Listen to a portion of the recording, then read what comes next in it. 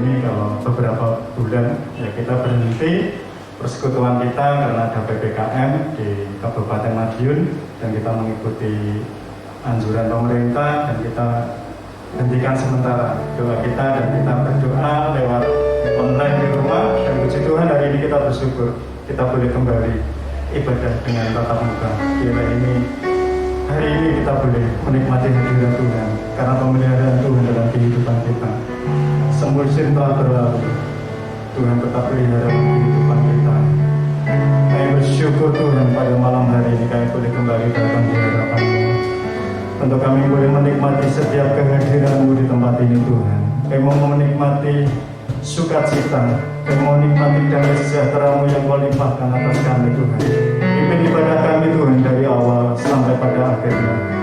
Tentu bungkus dengan kuat kuasa darah-Mu Tuhan. Teman-teman kami yang belum datang Tuhan, mereka yang lupa Tuhan ingatkan, hantar mereka Tuhan sampai di ini tempat dengan keadaan yang jauh lebih baik. Terpuji nama-Mu Tuhan. Dan kami siapkan hati kami untuk kami menyembah dan memuji Engkau. Terima kasih Bapa. Syukurlah.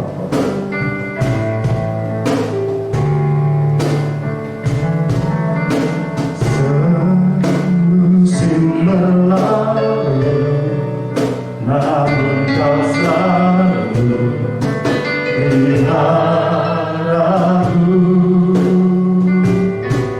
Kasih dan setiamu tak pernah layu di hidupku. Saya katakan semusim telah berlalu, semusim berlalu, namun Kau selalu peliharaku. Kasih dan setiamu tak pernah layu di hidupku. Lebih luas dari samudra kebaikan-Mu Bapa takkan habis di hidupku. Lebih tinggi dari cakrawala, tak terbatas kasih-Mu. Sungguh ku bersyukur.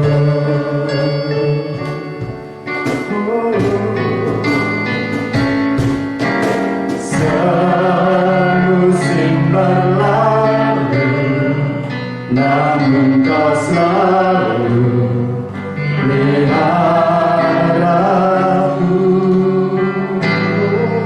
Kasih dan setiamu tak pernah layu di hidupku. Saya katakan semusim berlalu, semusim berlalu, namun Kau selalu peliharaku.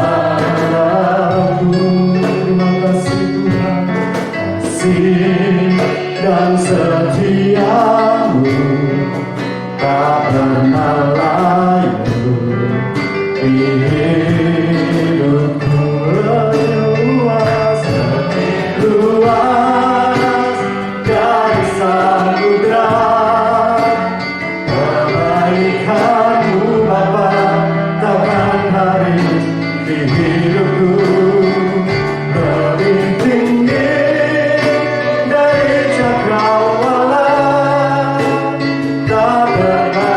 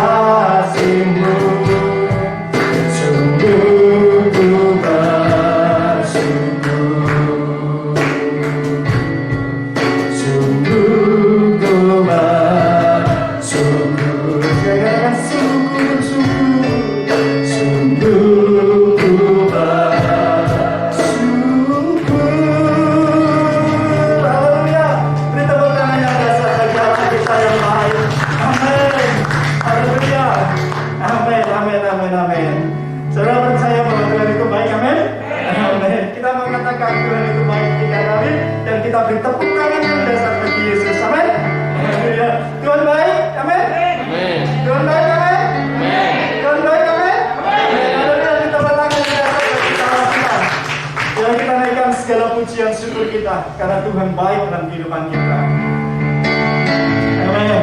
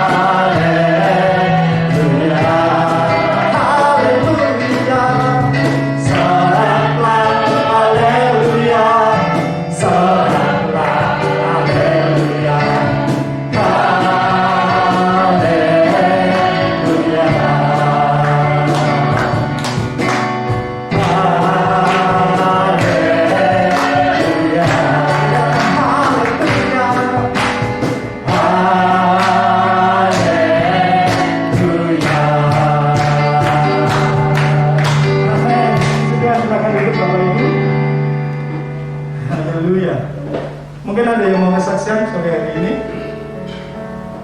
atas kebaikan Tuhan, atas pertolongan Tuhan beberapa minggu ini, beberapa bulan yang lalu. Oh ada, Ibu Cincin, monggo.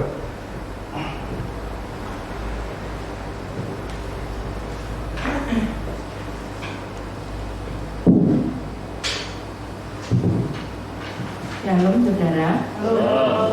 Saya mau menyaksikan cinta Tuhan yang luar biasa di dalam kehidupan keluarga kami.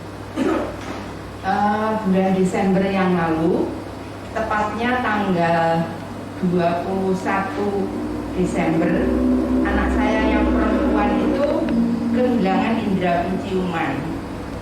Saya itu sebetulnya sebagai orang tua, sebagai ibu, itu tidak tahu kok ada firasat gitu ya, dek gitu, ini COVID gitu ya. Cuman saya tidak ngomong sama anak saya membesarkan hatinya dia. Saya antar dia untuk tes swab PCR ya. Setelah itu hasilnya tanggal 24 sore. Karena 24 sore saya tidak bisa ngambil, 26 pagi, 25-nya Prodia Madiun itu tutup. 26 pagi saya ambil hasil tes labnya itu, dan benar anak saya itu kena COVID ya. Saya sama suami saya sama adiknya itu Seninnya akhirnya kita bertiga tes, dan kita puji Tuhan bertiga itu hasilnya negatif. Saya sama suami saya sampai bingung, anak saya ini kena dari mana. Dia tuh nggak pernah keluar, saudara. Di rumah aja. Yang sering keluar ini papahnya, bukan keluyuran, cari uang gitu. Dia sampai kemana-mana, luar kota kemana-mana gitu. Saya pikirnya, wah ini mesti ketularan dari papahnya. Tapi anehnya kok papahnya saya dan adiknya itu negatif semua. Akhirnya setelah itu saya belanja keperluan untuk 1 minggu. Toko itu saya tutup 1 minggu, saya nggak terima tamu. Kita berempat itu di rumah. Dan luar biasanya anak saya itu begitu tahu dia merasa mungkin ini COVID, dia sudah tidur itu minta pisah sendiri. Semua peralatan makan apapun dia siapkan sendiri. Aku isolasi, dia bilang gitu. Nah, terus setelah isolasi mandiri 14 hari, saya ini pergumulan. Ada teman-teman yang bilang lapor puskesmas. Ada yang bilang jangan lapor, rekor ruwet gini gitu. Nah, akhirnya saya rundingan sama papanya, wes gak usah lapor, karena kalau lapor puskesmas nanti didatangi orang pakai baju APD, bawa ambulan, wah anak saya nanti tambah stres, tetangga malah bingung gitu, wah ini kena ngopo ini, gitu. Saya terus saya bilang ke anak saya gini, percaya bahwa Tuhan itu mengasihi kamu. Saya kasih dia itu anggur perjamuan. Saya bilang kalau kamu minum anggur perjamuan ini, bilang ada kuasa dalam darah Yesus. Dia berdoa, dia nyanyi, dia minum anggur perjamuan itu. Tapi badannya itu tidak sakit, saudara. Sehat seperti orang sehat gitu. Cuman indera penciumannya itu hilang. Kira-kira sekitar 1 minggu akhirnya pulih kembali. 14 hari lebih dia baru pulih benar-benar. 14 hari saya tes lagi yang kedua, hasilnya masih positif. Saya sampai bingung, ini kok masih positif lagi, sudah isolasi 14 hari. Saya konfirmasi, saya konsultasi dengan dokternya yang ada di Prodia, karena kalau yang positif itu langsung ditelepon sama dokternya. Itu saya ngomong ke dokternya ngomong, Bu, isolasi mandiri aja 10 hari. Setelah itu tidak usah tes lagi, sudah sembuh. Nah, akhirnya anak saya setelah isolasi 10 hari, saya katakan gini, Cek, tidak usah isolasinya 10 hari ya, sebulan bisa saya bilang. Jadi sampai akhir Desember sampai Januari, Februari awal, Januari akhir baru saya teskan lagi. Dan puji Tuhan hasilnya sudah negatif. Saya fotokan torak paru-paru itu karena COVID itu kan menyerang paru-paru. Saya fotokan paru-parunya, puji Tuhan semuanya bersih, tidak ada sedikit pun bercak apapun. Nah, yang ingin saya sampaikan, ini COVID ini adalah benar-benar ada. Jadi teman-teman semua jangan menganggap remeh. Ini paling gak enak. Memang ada.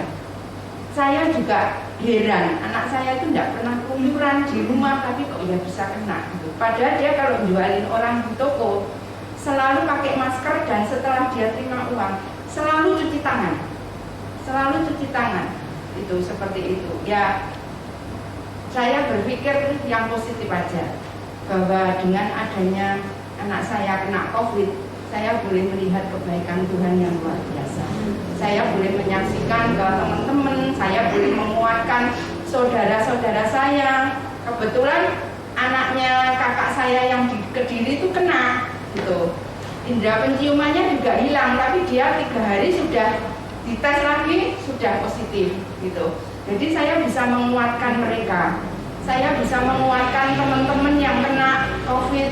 Saya WA, saya telepon, saya kuatkan mereka.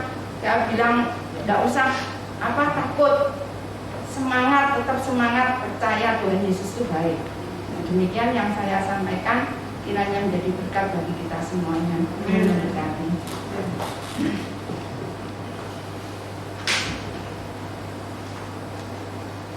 Puji Tuhan, itu adalah kebaikan Tuhan dan itu adalah mujizat yang Tuhan kerjakan sehingga boleh kembali pulih dan normal dan tidak ada kerusakan di parunya. Itu adalah kemurahan Tuhan. Amin. Puji Tuhan. Bila pada malam hari ini kita dikuatkan dengan kebenaran firman Tuhan, dan kita akan berdoa lebih dahulu. Sekira patakas, sekira patakas. Tidak ada satupun Tuhan dari antara kami yang tidak butuh Engkau dan tidak perlu kebenaran firman. Kebenaran firman itu yang kami butuhkan dalam kehidupan kami sehari-hari Tuhan. Oleh sebab itu berbicaralah Tuhan atas hati kami, atas hidup kami pada malam hari ini, sehingga kami boleh mengerti kehendak-Mu dalam kehidupan kami, dan kami boleh mengerjakan kehendak-Mu itu dalam kehidupan kami. Biarlah, jangankan biarkan roh kami padam, dan biarlah roh kami menyala-nyala di dalam Engkau. Melalui setiap kebenaran firman-Mu, itu yang menguatkan kami, itu yang memerdekakan kami, dan itu Tuhan yang boleh menghasilkan buah dalam kehidupan kami. Pakai hamba-Mu, urapi hamba-Mu dengan kuat kuasa Roh Kudus-Mu, tutup bungkus dengan kuat kuasa darah-Mu, sehingga setiap kata-kata yang disampaikan penuh dengan urapan yang daripada Engkau. Kami bersyukur dan kami percayakan kebenaran firman-Mu. Waktu ke depan Tuhan tetap Engkau pimpin. Terpuji nama-Mu dalam nama Yesus. Haleluya.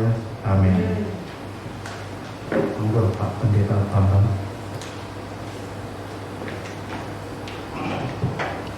Salam saudara. Izin melepas masker. Saudara, benar yang dikatakan istri saya itu bahwa COVID itu ada, dan COVID itu bukan aib. Saya berdoa semoga saudara juga tidak mengalami hal seperti anak saya. Jangan sampai kena COVID, saudara. Meskipun tidak memalukan, duit itu tercintai banget. Sekali saya tes itu anak saya itu 1,1 juta 100. Begitu anak saya positif, kami bertiga tes. Berarti 1 juta 100 kali 3. Dan saya hitung. Kemudian anak saya tes lagi 1,1 lagi. Kemudian tes lagi. Itu belum vitaminnya kira-kira tolong kerasak setiap hari. Saya berharap ini menjadi pengalaman yang luar biasa buat kita semua. Dan puji Tuhan, Tuhan mengizinkan itu COVID itu ada di tengah-tengah keluarga kami, sehingga benar seperti apa yang istri saya katakan, ketika ada teman saya yang kena COVID, ada saudara saya yang kena COVID, saya tahu cara penanganannya. Dia tidak jadi panik, dia tidak merasa minder, tapi kita tahu. Dan Tuhan itu baik. Dia memberikan kesempatan dia bekerja itu sampai selesai. Tuhan itu bekerja tidak setengah-setengah. Dia bekerja sampai selesai. Persoalannya adalah kadang kita gagal paham memahami rencana Tuhan itu sampai akhir. Nah, hari ini kita belajar bersama-sama. Pasti itu renungan saya adalah frekuensi iman. Markus 5, 21 sampai 24.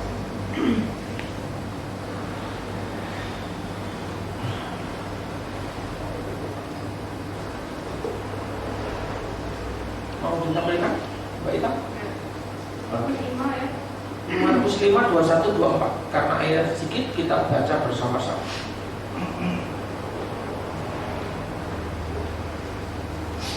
Saya berharap dalam waktu 25 menit selesai. Markus 5, 21, saya baca ganjil, sudah baca genap. Keluarkan suara saudara. Sesudah Yesus menyeberang lagi dengan perahu, orang banyak berbondong-bondong datang lalu mengerumuni dia, sedang dia berada di tepi danau. 22. Ketika dia melihat Yesus, tersungkurlah ia di depan kakinya.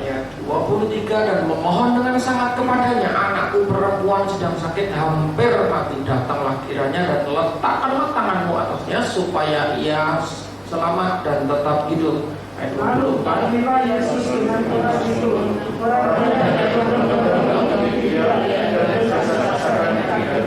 Ayat 25. Adalah di situ seorang perempuan yang sudah 12 tahun lamanya menderita pendarahan. Dia telah berbulan-bulan diobati. Sudah cukup sampai di sini saja, saudara. Saudara, Mungkin sudah banyak seringkali mendengar cerita tentang Yairus ini. Di dalam perikop ini tidak banyak di dalam Alkitab itu dituliskan dalam satu perikop terjadi dua peristiwa. Di satu sisi Yesus membangkitkan anak perempuan Yairus. Di kitab yang lain itu anak satu-satunya. Dan di tengah perjalanan Yesus menyembuhkan juga orang yang 12 tahun pendarahan. Tidak banyak Alkitab yang mencatat dalam satu perikop itu ada dua peristiwa, tidak banyak. Dan Yairus adalah seorang kepala rumah ibadat. Jadi rumah ibadat itu dia kepalanya yang bertugas untuk mengatur semua kebutuhan ibadah, jam-jam ibadah. Terus kemudian dia mengatur semuanya tentang ibadah. Berarti Yairus ini mempunyai kedudukan yang cukup tinggi di bangsa Israel dan bangsa Yahudi. Dia mempunyai kedudukan yang cukup terhormat untuk ukuran masyarakat normal. Saudaraku, dengan kedudukan yang terpandang itu, dia datang kepada Yesus.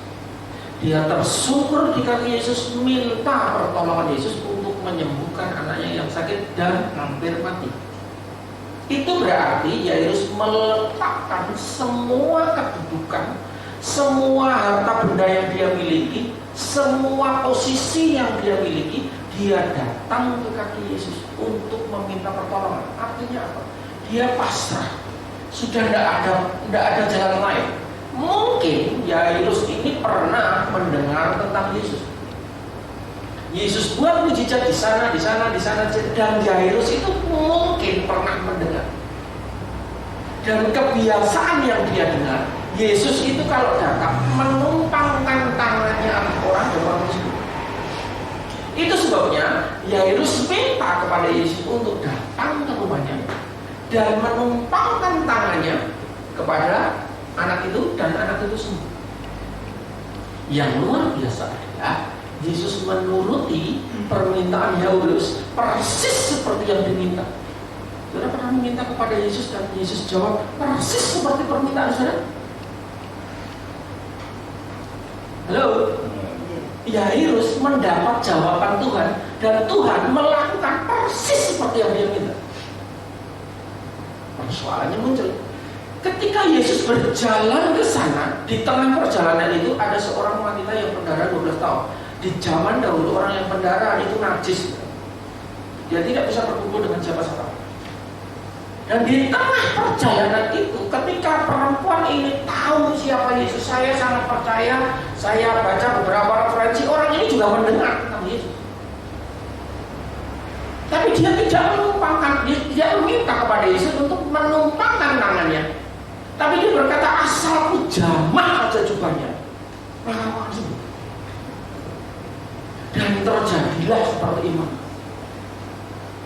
Jadi di dalam peristiwa ini ada dua peristiwa yang luar biasa yang terjadi dan mujizat itu terjadi. Kita kembali ke Yairus, dan saudara, mari kita belajar bersama mencermati apa yang terjadi. Saudara bisa membayangkan nggak sih iman Yairus itu naik turun seperti roller coaster? Ketika dia datang kepada Yesus, posisinya dia sebelum ketemu Yesus. Saudara bisa bayangkan sih, apakah Yairus punya pengharapan? Iman Yairus sedang berada di bawah titik nadir, dibuang sendiri. Dia merasa tidak ada pengharapan anaknya. Anaknya hampir mati.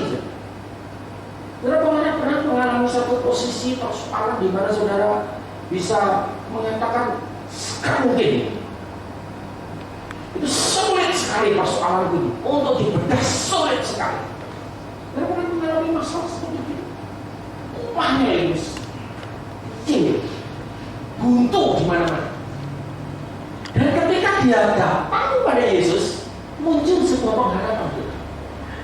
Orang ini, Yesus ini, yang saya dengar, ketika dia menumpangkan tangannya, sembuh.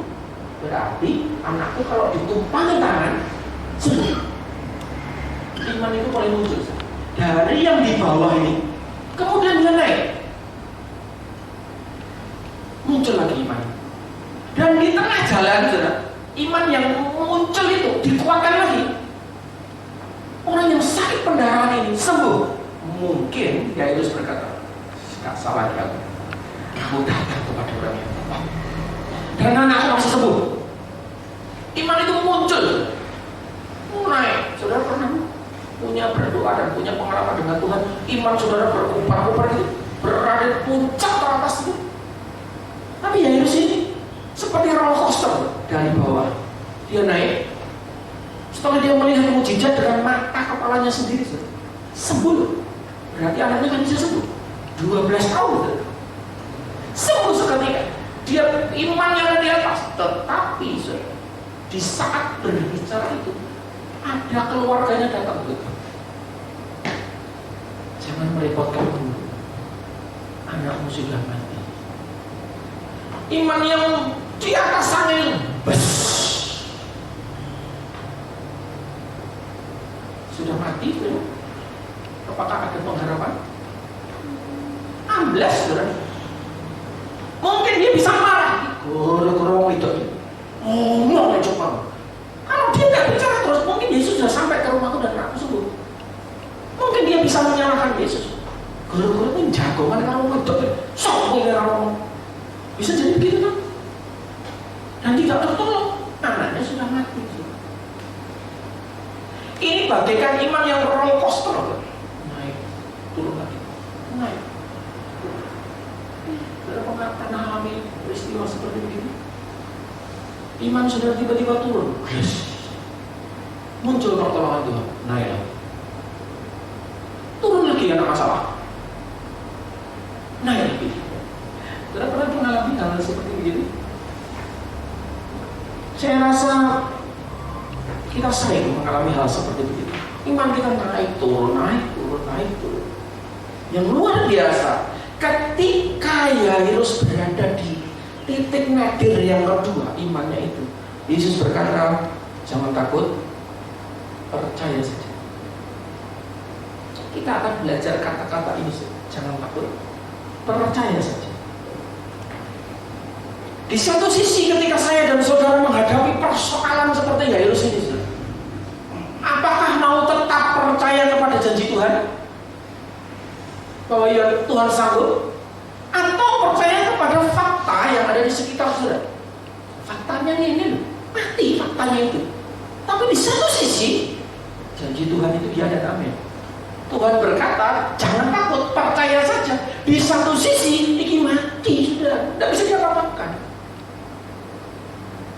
Saudara pernah diambang peristiwa yang seperti saudara alami? Di satu sisi saudara mengaku sebagai anak Tuhan, percaya kepada janji Tuhan ya dan amin, janji Tuhan pasti tergenapi, iman saudara berkobar-kobar. Di satu sisi saudara diperhadapkan pada peristiwa yang tidak mungkin. Saudara pernah merasa begini? Ini faktanya tidak mungkin. Kalau saudara jadi Yairus, saudara percaya kepada siapa? Kepada fakta bahwa itu sudah meninggal dan tidak bisa diapa-apakan, atau tetap mempercayai Tuhan yang punya kuasa itu? Semua pertanyaan yang sulit untuk dijawab, dan kita semua sangat yakin, saya sangat yakin kita semua punya persoalan, betul? Dan saudara dihadapkan kepada peristiwa-peristiwa, fakta-fakta di depan saudara yang faktanya memang sulit untuk dipecahkan. Tapi di satu sisi, saudara kalau ditanya Tuhan, apakah saudara anak Tuhan? Ya. Saudara percaya janji Tuhan? Ya. Tapi saudara diperhadapkan pada peristiwa-peristiwa yang tidak memungkinkan saudara percaya kepada Tuhan. Mana saudara yang pilih? Dan itu bukan hanya kita saja yang mengalami, semua orang hampir alami. Saudaraku, seringkali ketika kita berhadapan dengan peristiwa itu, kita berdoa kepada Tuhan, kita memohon kepada Tuhan, kita berpuasa mungkin. Tapi jangan lupa, tanpa saudara-saudari, saudara sadari, saudara dan saya berusaha untuk memasukkan pikiran saudara, menolong Tuhan, seolah-olah membantu Tuhan dengan cara kita. Mungkin Tuhan, caranya ini. Mungkin Tuhan, caranya ini. Mungkin Tuhan caranya ini. Saya lihat peristiwa Yairus itu. Di satu sisi Yairus berdoa memohon kepada Tuhan, tanganmu tumpangkan atas anakku. Satu cara, tumpangkan tangan. Di satu sisi janda ini menjamah saja. Berarti ada cara yang berbeda. Kepala Kapernaum, saudara yang tahu kalau hambanya yang sakit itu, dia melarang Yesus untuk datang ke rumahnya karena dia tidak layak. Cukup ucapkan saja maka bawahan itu akan sembuh. Berarti ada bermacam-macam cara Yesus cara menolong saudara dan saya. Tetapi seringkali ketika kita berhadapan dengan persoalan, saudara dan saya memasukkan pikiran saya dan saudara untuk seolah-olah dalam tanda kutip membantu Tuhan. Saudara perlu tahu, caranya menurut Tuhan tidak penting. Karena itu mutlak hak Tuhan. Dengan cara apa? Pertanyaannya, masih adakah iman dan saudara dan saya tetap mempercayai Tuhan, Dia yang buat mujizat itu. Yesus tidak tanya caranya, tidak. Tapi di balik peristiwa ini ada satu pertanyaan besar, masih adakah iman dalam diri? Amin, saudara.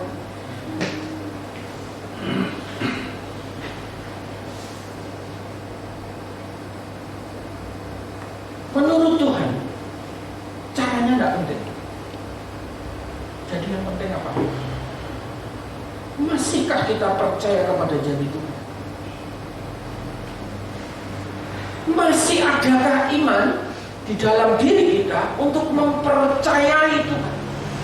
Perlu saudara ketahui, hanya satu bahasa yang dimengerti oleh kuasa Tuhan.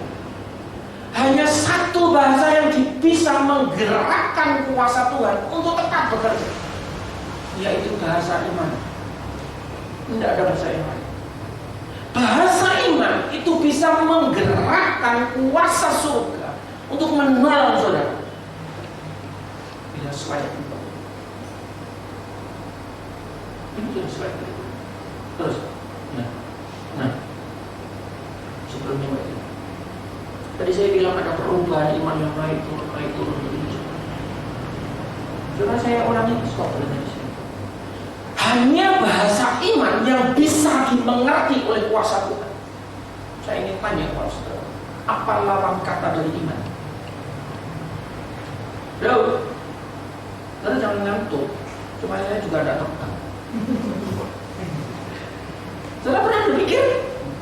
Kalau saudara sekarang tahu hanya bahasa iman saudara yang bisa dibaca oleh kerajaan surga, bahasa iman saudara yang bisa dimengerti oleh kuasa Tuhan, iman saudara terhubung langsung dengan kerajaan surga. Pertanyaan saya, apa lawan kata dari iman yang menghambat kuasa Tuhan? Halo?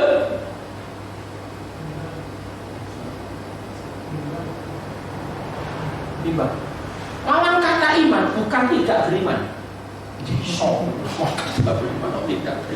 Lawan kekhawatiran, lawan iman adalah kekhawatiran. Ketika Yairus itu dalam posisinya sudah down, sudah tidak ada pengharapan, Yesus berkata, jangan takut, percaya saja. Adakah iman dalam diri? Tapi ketika Yairus seandainya dia merubah frekuensi imannya kepada Tuhan dan menuju kepada kekhawatiran, maka Yesus berkata, kalau kamu ubah frekuensimu itu, maka kuasaku tidak bisa bekerja. Dan Yesus tahu itu. Seberapa sering ketika saudara dan saya berhadapan kepada sebuah masalah dan saudara nyerah, saudara mulai merubah frekuensi itu dari iman menuju kekhawatiran. Sebetulnya di sini letak kuasa Tuhan tidak bisa bekerja.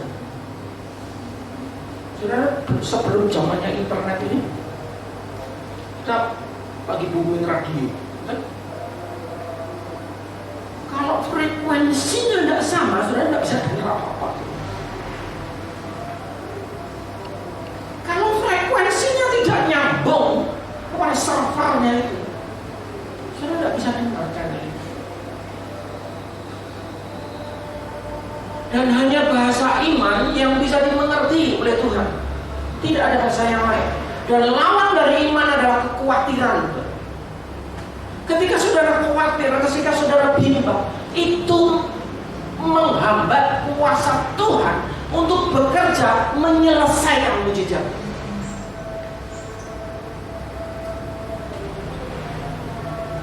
Jadi pertanyaannya, bagaimana cara kita menjaga iman frekuensi itu supaya tidak berubah meskipun situasi tidak mendukung? Bagaimana caranya? Ini yang penting. Ketika kita menghadapi sebuah persoalan, apakah kita tetap mendudukkan posisi frekuensi itu tetap kepada frekuensi yang maunya Tuhan, atau sedang menuju ke kekhawatiran?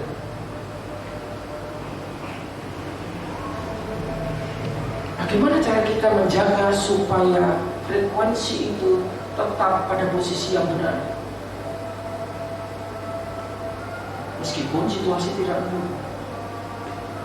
Hal yang utama supaya saudara dan saya tetap bisa menjaga frekuensi itu, saudara perlu memastikan sifat dan karakter Tuhan. Itu yang menjadi pegangan kita. Apa sih karakter Tuhan yang bisa saya percaya, sehingga ketika situasi tidak mendukung, saya tetap bisa mempercayai Tuhan. Ketika saya diperhadapkan kepada sebuah peristiwa di mana saya tidak bisa berbuat apa-apa dan orang lain tidak bisa menolong saya, apakah saya tetap mempercayai Tuhan? Kenali karakter Tuhan. Suara Tuhan. Ada banyak karakter yang saudara bisa baca di dalam Alkitab. Salah satu yang bisa kita pelajari adalah Tuhan itu adalah Tuhan yang setia. Dia adalah Tuhan yang setia. 2 Timotius 2 ayat 13. Jika kita tidak setia, Dia tetap setia. Amin. Karena Dia tidak dapat menyangkal dirinya. Dia adalah Tuhan. Ketika saudara mulai merasa ragu, apakah itu saya mempercayai fakta ini atau mempercayai Tuhan, pegang dia. Dia adalah Tuhan yang setia. Karena Dia tidak bisa menyangkali dirinya. Dia tidak bisa merubah dirinya yang setia itu menjadi tidak setia. Dia tidak bisa. Bahkan ketika saudara dan saya tidak setia, Dia tetap setia. Amin. Itu yang menjadi patokan kita. Ketika situasi tidak mendukung, saudara berhadapkan persoalan yang runtuh, saudara mau lari kepada Tuhan, lari kepada siapa saudara tidak tahu. Tapi saudara harus mempercayai janji Tuhan. Apa dasarnya? Karena Dia Tuhan yang setia, saudara. Dia tidak bisa mengingkari dirinya. Wes aku gak setia saya ini. Enggak bisa dia. Dia tetap setia.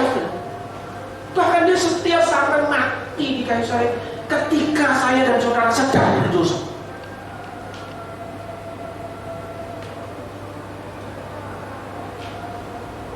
Ketika saya dan saudara berada di sebuah persoalan yang pelik, seringkali beberapa kita bertanya, di mana Tuhan? Ketika saya sedang menghadapi sebuah persoalan, kok Tuhan meninggalkan saya? Seolah-olah doa saya itu lewat saja, tidak pernah ada jawaban. Seolah-olah Tuhan tidak pernah hadir di dalam diri saudara. Tuhan sudah tidak setia. Tapi ingatlah, Dia adalah Tuhan yang tidak bisa mengingkari diri. Dia adalah Tuhan yang setia. persoalannya adalah kita tidak paham bagaimana rencana Tuhan itu dari awal sampai akhir. Kita baru baca separuh, sudah memberikan penilaian kepada Tuhan bahwa Tuhan tidak setia. Baru setelah selesai, baru berkata, oh, pantes Tuhan begini.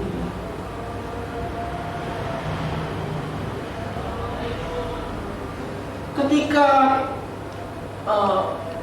sebuah peristiwa itu terjadi, seringkali kita baru peristiwa itu selesai Tuhan kerjakan, kita baru ingat, oh ternyata maksud Tuhan itu begini.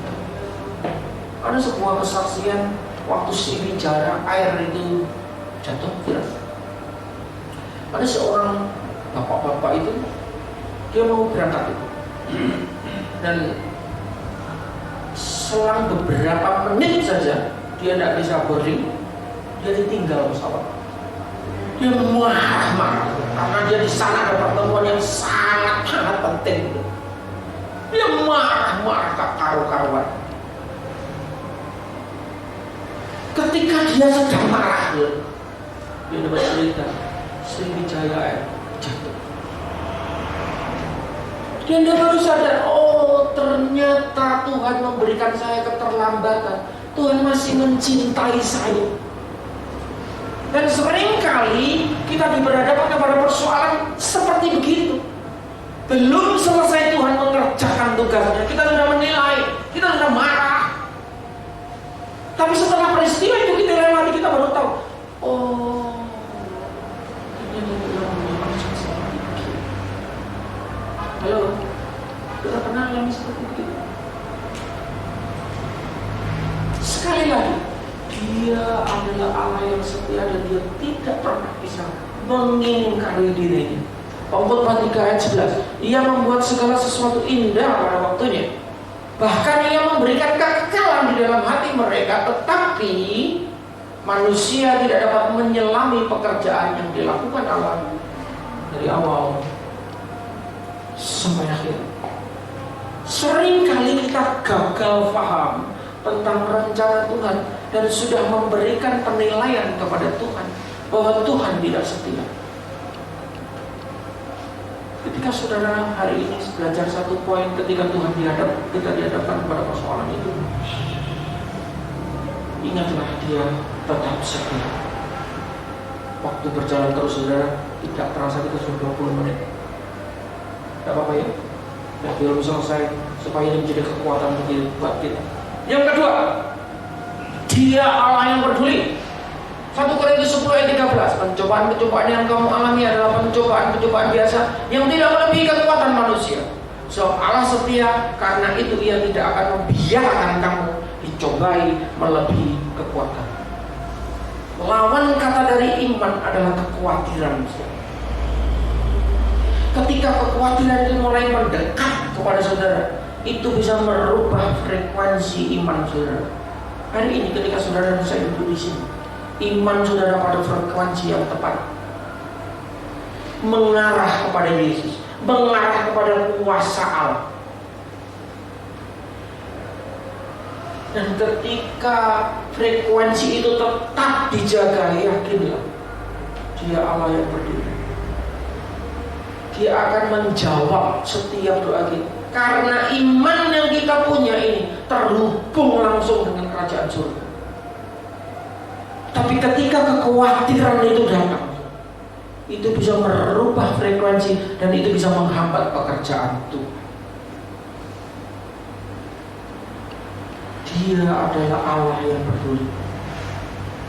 Dalam satu ayat dikatakan bahwa bahkan rambut kita jadi hitung, Tuhan tahu jumlahnya. Itu satu bahasa yang ekstrim yang bisa diucapkan oleh Alkitab, bahwa rambutnya jadi hitung, bisa dihitung. Apalagi persoalan bisa dihitung, apalagi isi dompet kita bisa dihitung. Dia adalah Allah yang peduli. Amin. Yang ketiga, Dia Dia adalah Allah yang terus bekerja. Tetapi ia berkata, Yohanes 5:17, tetapi ia berkata kepada mereka, Bapakku bekerja sampai sekarang, maka aku pun bekerja.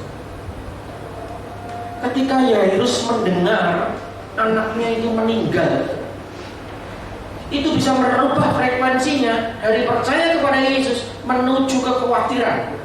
Betul? Benar? Saudara paham dengan itu? Sudah tidak ada harapan. Berarti kekhawatiran itu mulai muncul. Ketika frekuensi itu berubah, poin 3 ini berkata, Dia Allah yang terus bekerja. Apa buktinya? Ketika Yesus menyadari bahwa Yairus mulai memindahkan frekuensinya, Yesus langsung potong. Jangan takut, percaya saja. Ada makna yang besar sekali di balik kata itu. Jangan takut, percaya saja. Kata yang besar, kalimat yang besar, maksud yang besar itu adalah Yesus ingin menyampaikan kepada Yairus, jangan ubah frekuensi imanmu, karena itu akan menghambat kuasaku bekerja. Jangan ubah, stay, tetap di frekuensi imanmu. Meskipun situasi tidak mendukung, tetap berada di frekuensi imanmu. Karena ketika engkau memindahkan dari percaya kepada kekhawatiran, itu akan menghambat kuasaku bekerja.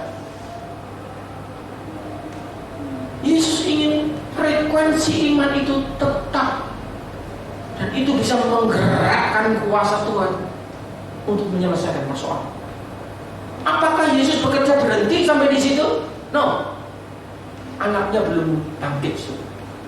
Dan Yesus adalah Allah yang terus bekerja. Ketika dia sampai di rumah Yairus, dia melihat banyak orang itu menangis sampai dengan suara nyaring. Dia tahu kondisi itu bisa merubah frekuensi iman Yairus dari percaya kepada kekhawatiran, karena lihat orang nangis. Dan Yesus tahu itu. Dia menunjukkan bahwa Dia Allah yang terus bekerja. Buktinya apa? Dia mengusir orang-orang itu. Kalau saudara baca seterusnya, anak ini tidak mati, anak ini sedang tidur. Dan orang-orang itu yang dulunya nangis, pertamanya nangis, kalau saudara baca ini, dia menertawakan Yesus. Saya juga tidak ngerti. Orang yang dari nangis histeris bunga-bunga, dalam waktu singkat bisa jadi tertawa, menertawakan Yesus. Dan Yesus tahu kondisi ini bisa merubah iman Yairus. Makanya dia terus bekerja. Dia usir orang itu. Percaya saja, jangan takut. Dan Yesus tangkap itu. Yesus pegang peranan. Dia tetap bekerja. Dia tahu situasi iman Yairus ini harus dijaga. Yairus ini punya frekuensi iman yang tepat ini. Sudah tidak boleh bergerak. Karena ini, iman Yairus ini, percaya Yairus ini bisa menggerakkan kuasa Tuhan untuk bekerja. Dan Yesus tahu itu. Ketika mulai bergerak, Yesus yang bekerja, bukan Yairus. Yesus yang bekerja. Dan ketika iman itu berada di frekuensi yang tepat, Yesus berkata, paling tekun. Dan anak itu bangkit. Amin.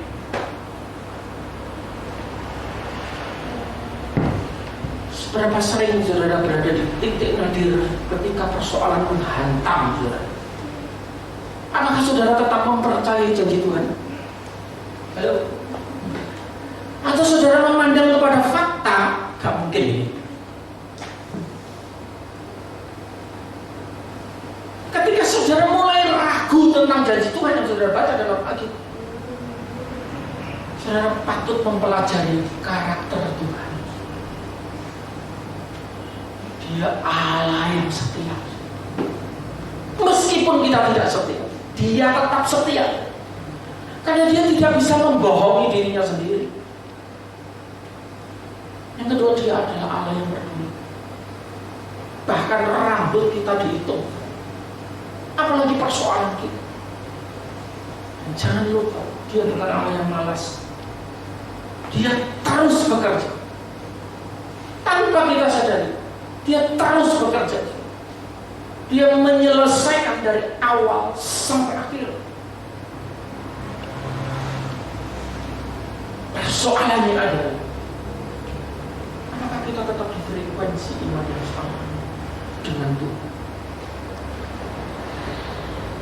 Pertanyaan terakhir buat saya, sudah berapa lama saudara tidak melihat mujizat Tuhan dalam hidup saudara dan rumah tangga saudara? Sudah berapa lama?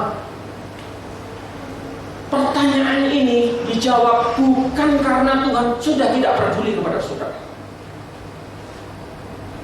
Bukan Tuhan tidak setia, bukan Tuhan tidak bekerja, bukan. Pertanyaannya adalah, mungkin saudara mulai memindahkan frekuensi iman itu kepada frekuensi kekhawatiran, dan itu menghambat kuasa Tuhan untuk bekerja. Halo,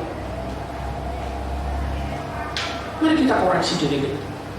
Apakah saya tetap di frekuensi iman yang tepat? Apakah frekuensi iman saya mulai berubah karena ada persoalan, karena ada fakta yang saya hadapi? Ketika mulai itu, ingatlah, Yesus yang saudara dan saya sembah, dia Allah yang terus bekerja. Dia tidak minta lebih, dia hanya minta jaga frekuensi imanmu, tetap mengarah kepada Tuhan.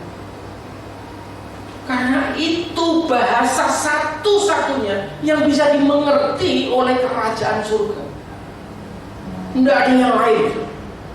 Saudara pintar berdoa, pintar segala macam doa panjang dan kelihatan empuk di dengar telinga saudara. Apakah itu salah? No, itu tidak salah.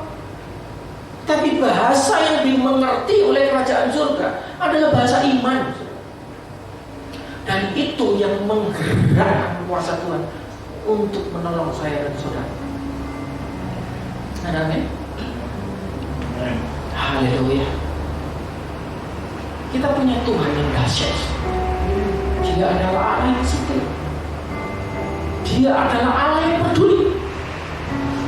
Dan dia tidak pernah berhenti bekerja.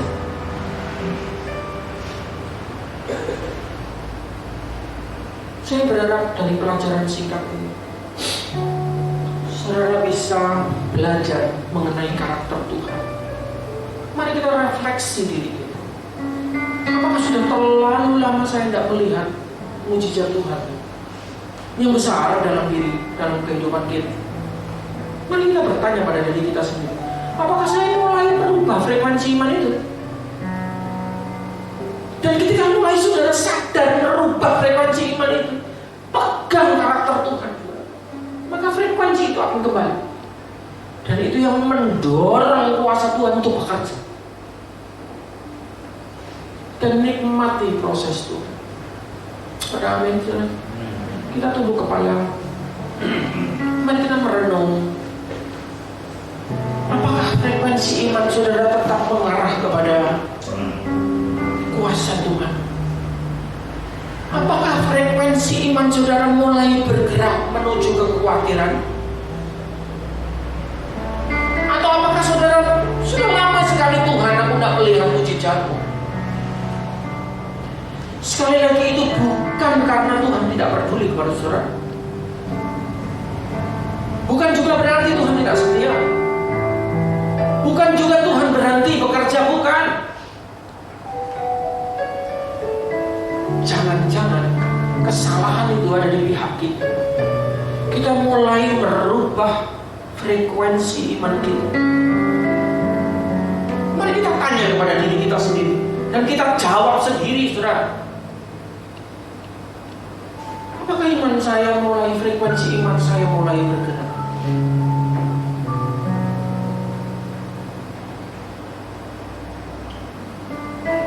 Dan ketika kita menemukan itu, ketika iman saudara mulai bergerak, ingatlah karakter Tuhan.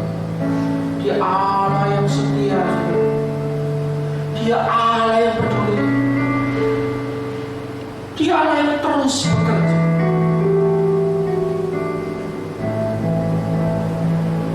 Aku besar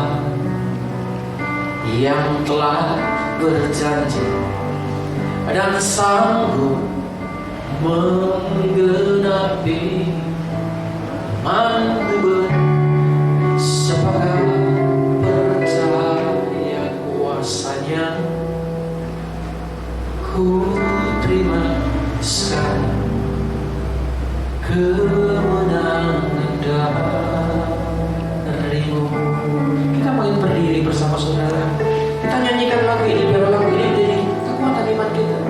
Aku punya Tuhan yang besar. Ya, saudara punya Tuhan yang besar, yang telah berjanji dan sanggup menggenapi imanku sepakat percaya kuasanya.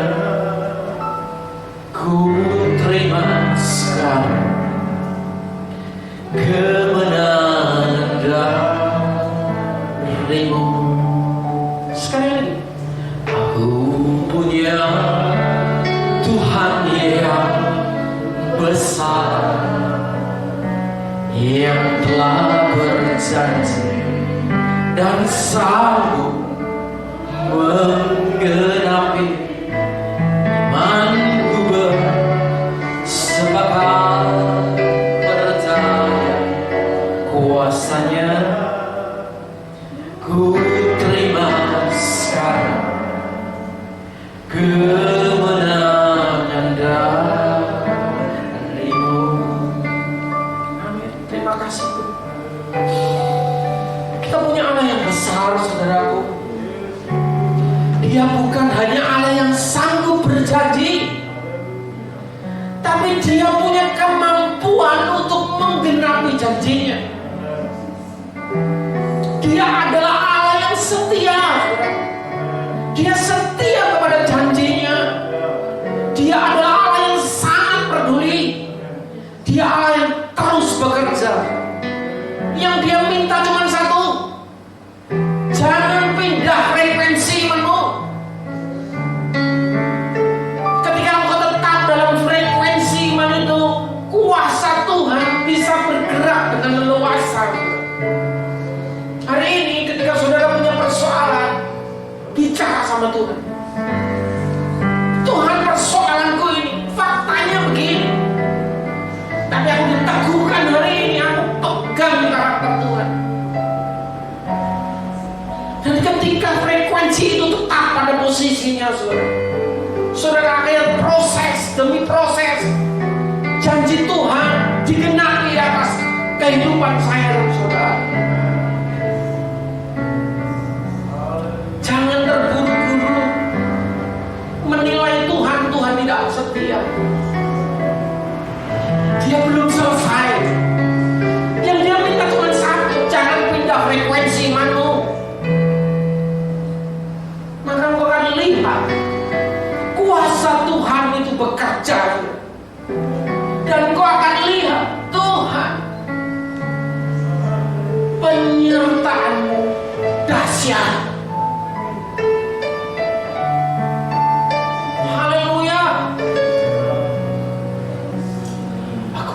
Punya Tuhan yang besar, yang telah berjanji dan sanggup menggenapi imanku bersepakat percaya kuasanya. Ku terima sekarang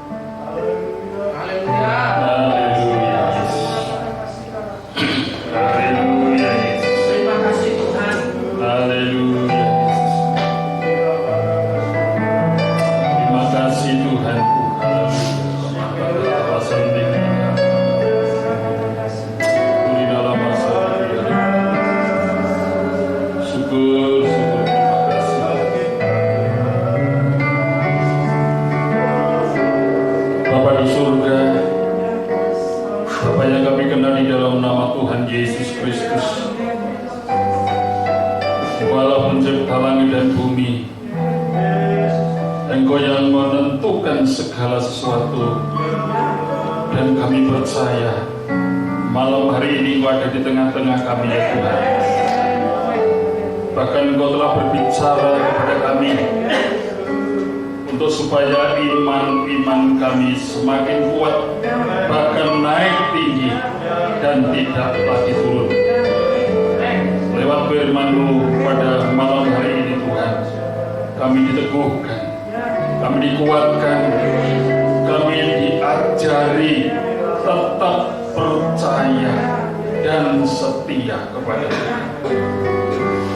Hamba-Mu yang telah menyampaikan kebenaran malam hari ini, kiranya Engkau terus pakai hamba-Mu ini lebih hari, lebih berkenan di hadapan. Bahkan Engkau berkati pelayanannya, Engkau berkati keluarganya, dan semua yang diperlukan Tuhan cukupkan. Karena ini merupakan satu janji Tuhan yang tidak Tuhan ingkari, dan Tuhan akan genapi semuanya. Terima kasih ya Tuhan Yesus.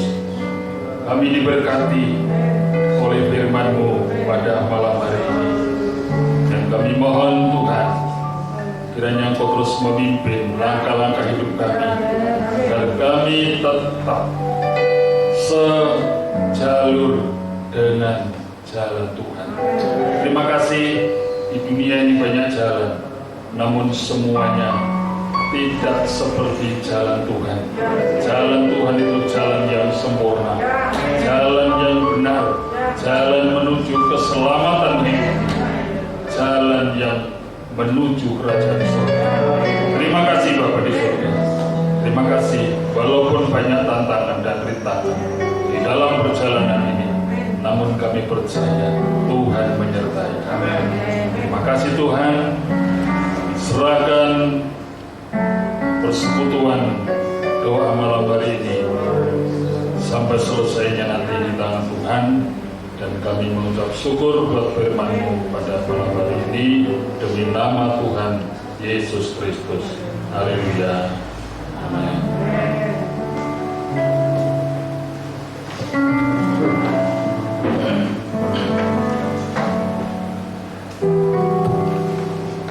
Ya, saya ucapkan terima kasih buat Pak Bambang yang telah memberkati kita buat kebenarannya, dan biarlah kita tetap firman itu menerima dalam hidup kita. Amin. Amin. Puji Tuhan, pada kesempatan hari ini kita akan lihat rekan-rekan kita, teman-teman kita yang berulang tahun. Ini cukup banyak ya, dari bulan ke bulan. Mulai bulan Januari, Februari sampai Maret ya. April ya. Sekalian.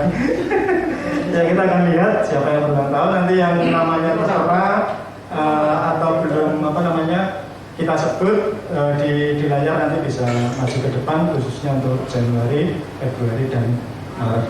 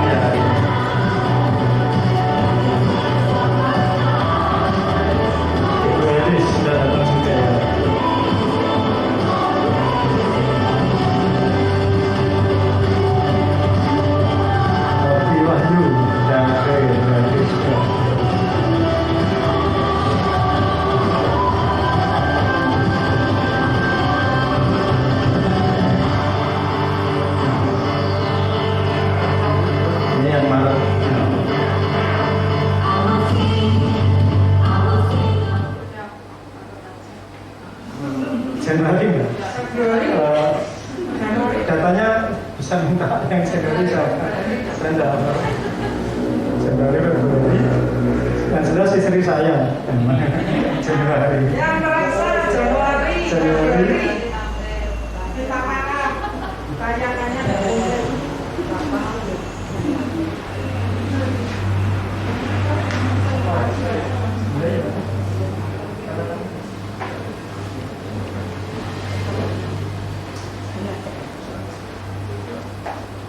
Bu Esther Chen siapa ya? Sudah datang. Wis gak diugal lah kalau gitu. Bu Endang sudah datang. Bu Elis, Ibu Siwa. Datang ini Ibu Siwa. Oh iya, datang. Boleh maju Ibu Siwa, Ibu Ita sama Pak Lili. Pak Lili juga sudah datang. Oke. Nanti Bu Cincin bisa mendoakan teman-teman kita yang berulang tahun di bulan Januari, Februari, dan Maret. Januari siapa? Ibu Cincin, monggo.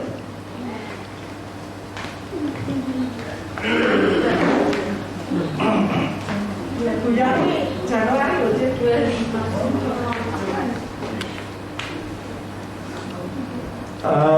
Saya informasikan sedikit ya, per tahun ini kita ada bingkisan ulang tahunnya bentuknya kaos. Jadi yang dapat kaos itu yang terdaftar di tahun kemarin. Kalau belum terdaftar, mohon maaf, belum ada bingkisannya. Mungkin nanti kita akan data, tapi itu harus 12 orang karena pesannya harus 12. Ya jadi mungkin yang terdaftar dulu yang dapat bingkisan untuk tahun ini karena kaos, jadi memang aturannya harus seperti ini. Ya jadi mohon maaf mungkin yang belum terdaftar tidak dapat, dan anak-anak juga tidak. Ya waktu itu kita datanya yang dewasa. Ya terima kasih. Monggo Mbak Cincin untuk mendoakan. Mari saya undang saudara-saudara semua untuk kami berdiri. Tentang tangan kita, tentang memberkati saudara-saudara kita yang berulang tahun pada malam hari ini. Bapa di dalam surga, kami kembali datang kepada Engkau. Kami percaya Tuhan, Engkau adalah Allah yang setia, Engkau Allah yang penuh kasih, Engkau Allah yang penuh dengan rahmat Tuhan. Tuhan Yesus, kami berdoa untuk setiap saudara-saudara kami yang berulang tahun pada malam hari ini Tuhan. Kami percaya Tuhan, kasih setiamu, anugerahmu, penyertaanmu tidak pernah lepas pada mereka. Tuhan, Engkau Allah yang selalu menolong mereka, Engkau Allah yang selalu membimbing mereka Tuhan. Engkau Allah yang selalu menggandeng tangan mereka Tuhan. Di saat mereka mengalami kesusahan, di saat mereka sendiri, di saat mereka merasa hampa Tuhan, biarlah mereka boleh melihat bahwa Engkau Allah yang besar, Allah yang tidak pernah meninggalkan mereka walau dalam sedetik pun ya Tuhan. Tuhan berkati pekerjaan mereka, berkati juga sekolah dari anak-anak ini Tuhan. Kami yakin Tuhan akan ada perbedaan antara orang yang menyembah Engkau dengan orang yang tidak menyembah Engkau. Berkat-Mu melimpah atas mereka Tuhan. Umur panjang ada mereka, kesehatan ada pada mereka, nikmat kekayaan ada pada mereka. Terima kasih Tuhan, kami bersyukur kepadamu. Kami menyerahkan saudara-saudara kami yang berulang tahun ini dalam tangan pimpinan-Mu. Kami yakin Tuhan, rencana-Mu atas mereka belum selesai. Tuhan akan pakai mereka untuk menjadi alat-Mu, untuk menjadi berkat-Mu di mana mereka berada. Terima kasih ya Tuhan, di dalam nama Tuhan Yesus kami ucap syukur dan berdoa. Haleluya, amin.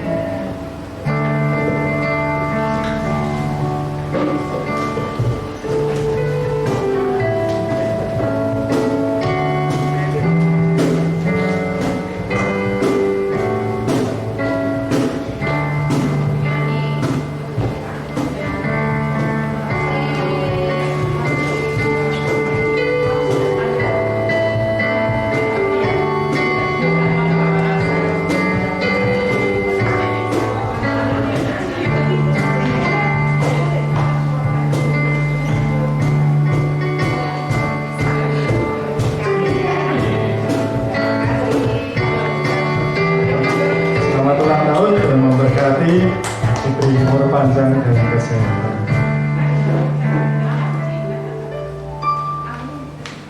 Oke, kita akan cita-cita ada pengumuman. Kita akan tutup dalam doa.